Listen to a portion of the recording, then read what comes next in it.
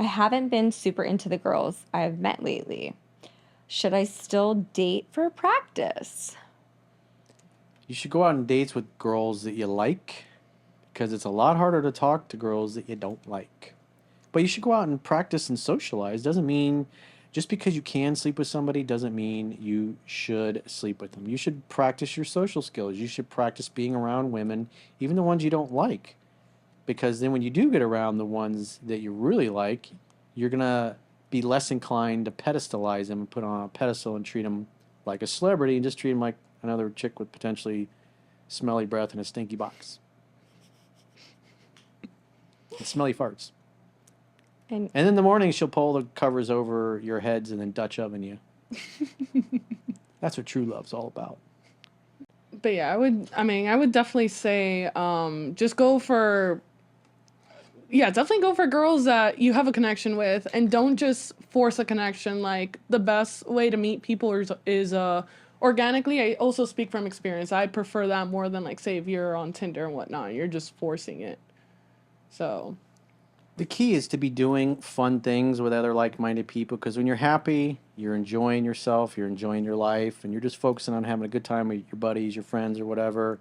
Women notice this. They notice the guys that are having fun and aren't really paying attention to what's going on in the room, and they seem to be into each other and into their peer group. And they give off the vibe of abundance because guys that don't have any women in their lives are usually sitting in the corner with their beer in front of their chest, covering their emotional center, which is right here, and their other hand is in their pocket, and they're just sitting there scoping out the lay of the land, not really talking and engaging. And then you got a bunch of guys that are just having a blast together and not really paying attention to anybody. And when the girls walk by, they're gonna they'll be smiling, looking in the group, hoping they get invited in. And then if you're out doing something you love, and maybe you love going to the beach, you love going to the beach and hanging out at the beach. If you're a beach person, then obviously there's going to be girls that are also at the beach and love doing those things. People that like the same things tend to like each other. So lose yourself in your hobbies, your interests, the things that you love doing for fun because you'll smile more, you'll be happier, and the chances of meeting somebody that you like and that you share common values and interests makes your conversations easier and effortless versus just, walking down the street hoping to randomly bump into somebody that has similar goals, similar values. right. You want to work smarter, not harder. And plus, like, your endorphins are like flourishing when you're doing all these things that you love. So you're going to feel good. You're going to look good. And when you're meeting people, when you look good and you feel good, that energy is going to vibrate and you're going to come off in such a positive way that other people are going to sense that. And if they And you are, guys are going to feel safe around you right, because they're having a good time. They're not staring at you like, like a meat. creep. Yeah, like, I got to get that. I Exactly. want that booty. I want to Exactly. take her home Exactly. and do But naughty things. I also I think want to that beat up her pelvis.